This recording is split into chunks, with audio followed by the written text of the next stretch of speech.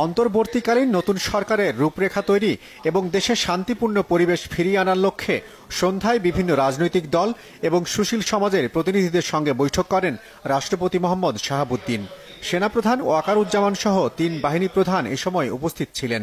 প্রায় ৩ ঘণ্টার বেশি সময় ধরে চলা বৈঠকে অংশ নেন বৈষম্য বিরোধী আন্দোলনের ৬ সমন্বয়কও। বৈঠকে চলমান সংসদ ভেঙে দিয়ে অন্তর্বর্তীকালীন সরকার গঠনের সিদ্ধান্ত হয় বলে জানিয়েছেন রাজনৈতিক দলের প্রতিনিধিরা। কতগুলো মৌলিক বিষয়ে সিদ্ধান্ত হয়েছে। সেই সিদ্ধান্ত প্রথমটি হচ্ছে সেটা হচ্ছে যে পার্লামেন্ট ভেঙে দিয়ে অতি দ্রুত একটি ইন্টারিম গভর্নমেন্ট অন্তর্বর্তীকালীন সরকার গঠন করা হবে নির্দলীয় সরকারদেরকে নিয়ে।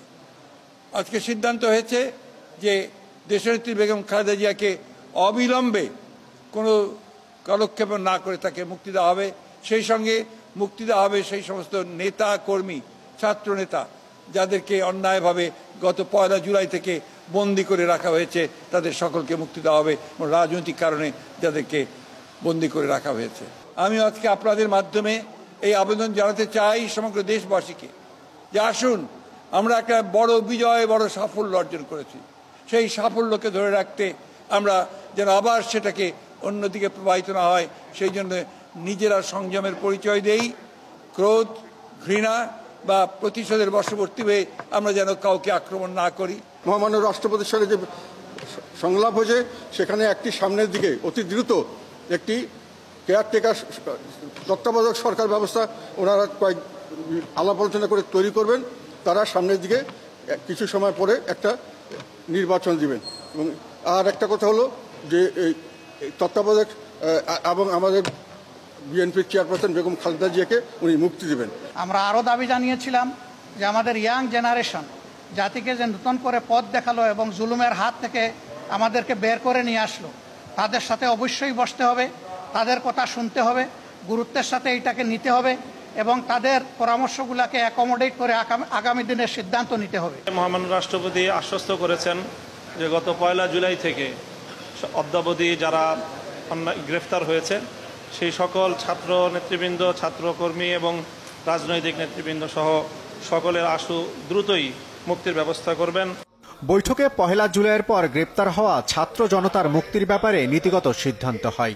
সরকার বদলের সংঘাত সহিংসতায় নতুন করে যেন আর কোনো প্রাণহানি বা রাষ্ট্রীয় সম্পদ বিনষ্ট না হয় সে ব্যাপারে রাষ্ট্রপতির আহ্বান তুলে ধরেন বৈঠকের প্রতিনিধিরা। অত্যন্ত স্ট্রং ভাবে আমরা বলেছি প্রত্যেকটা হত্যাকাণ্ডের বিচার করা হবে। কেউ যদি অন্য কোনো জায়গায় পালিয়ে যেয়ে থাকে, বিচারের চেষ্টা সেটার জন্য ব্যাহত হবে না। কিন্তু আপনাদের কাছে সন্দেহের বশবর্তী, আক্রোশের বশবর্তী, প্রতিশোধের বশবর্তী হয়ে প্লিজ কেউ কারো উপর আক্রমণ করবেন না। আপনারা প্রত্যেকটি স্থাপনা, প্রতিটি দেশের সম্পদ রক্ষা করুন। শান্তি শৃঙ্খলা ফিরিয়ে আনা দরকার। ফ্যাসিস্টদের মতো আমরা আচরণ করতে পারি না। ফ্যাসিস্টরা যা আমাদের সাথে করেছে, জনগণের সাথে করেছে, তাদের মতো ব্যবহার আমরা মানুষের, নাগরিকের সাথে করব না।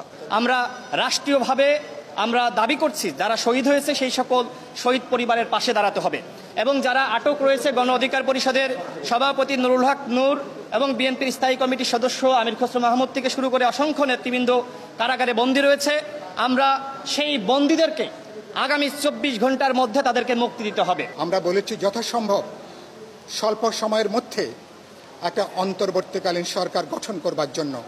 বৈষম্য বিরোধী ছাত্র আন্দোলন, যে ছাত্র তরুণ যুবকেরা যাদের অসাধারণ বীরত্বে আমরা এই দুঃশাসনকে বিদায় দিয়েছি, আমরা বলেছি তাদের যে মতামত, তাদের এই যে ব্যবস্থা ফ্যাসিবাদী দুঃশাসনের জন্ম দিয়েছে সেই ব্যবস্থা পরিবর্তনের ব্যাপারে তাদের কিছু পরামর্শ আছে, সুপারিশ আছে।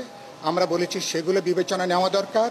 অন্তর্বর্তীকালীন সরকারের রূপরেখা নিয়ে আলোচনা হলেও কতজন সদস্য নিয়ে গঠিত হবে নতুন সরকার, মেয়াদি বা কত দিনের হবে সে বিষয়ে চূড়ান্ত কোনো সিদ্ধান্ত হয়নি বলে জানিয়েছেন বৈঠকের সদস্যরা। জিয়াউল হক সবুজ, বাংলা ভিশন, ঢাকা।